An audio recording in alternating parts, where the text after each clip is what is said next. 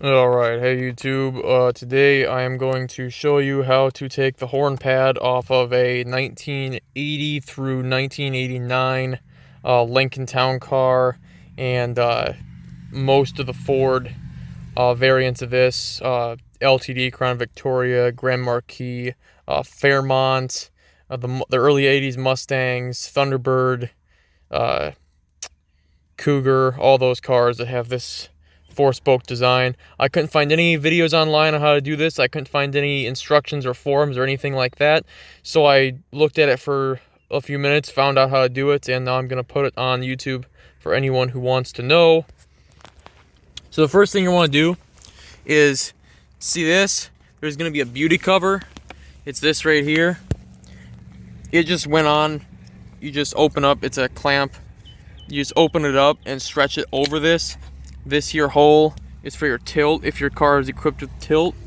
And the way you take that off is, if you look at it, see here, you see it's got these two clips and it spreads open.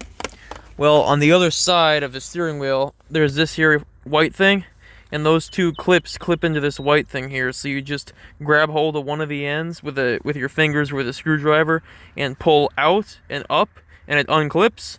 And then you just do the same thing to the bottom and pull it off from this side, from the tilt lever, and that collar will just pull right off. And then next thing you're going to want to do is there's going to be two screws, Phillips screws, one here and one right here in that hole there. I've already taken them out. You can use a regular screwdriver, but it's kind of hard. So if you have one of these bent screwdrivers, this is for adjusting your choke thermostat on a vacuum choke, automatic choke, for most American vehicles, but you can get them in other hardware kits for other things. That's just where that one came from. You can use the tilt here to help you. I had to tilt this all the way up like this to get to this bottom one, and then tilted it all the way down like that to get to the top one.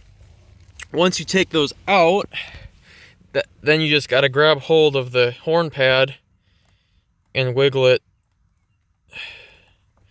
like this.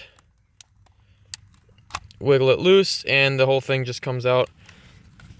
And you got a couple of wires. Pay attention to where they came off of.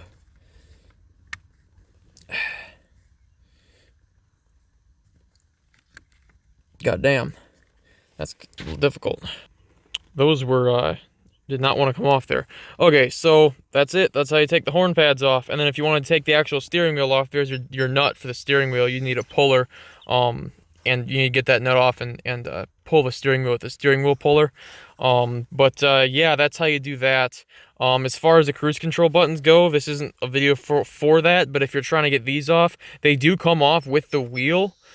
So if you're thinking you're taking the steering wheel off to get at those, that's not how you do it. There's actually 4 nuts or bolts on the back side of this. You can't see them right now. Let me get a light here. Okay. There's actually, they're screws. There are 4 Phillips screws on the underside of the steering wheel here. And you just take those 4 screws out. And that's when these things would pop out and you pull them out through this way.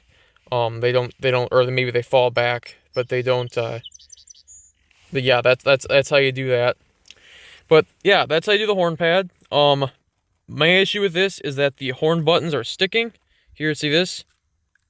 Stuck down. That's no good. This one's not as bad, but it's not great. So what I'm going to do is I'm going to take this apart by taking these 4 screws out here and probably looking at lubricating something, or maybe the spring broke or got out of place or something like that. But yeah, that's a horn pad. Hope this video helped at least one person, and stay tuned for other helpful videos.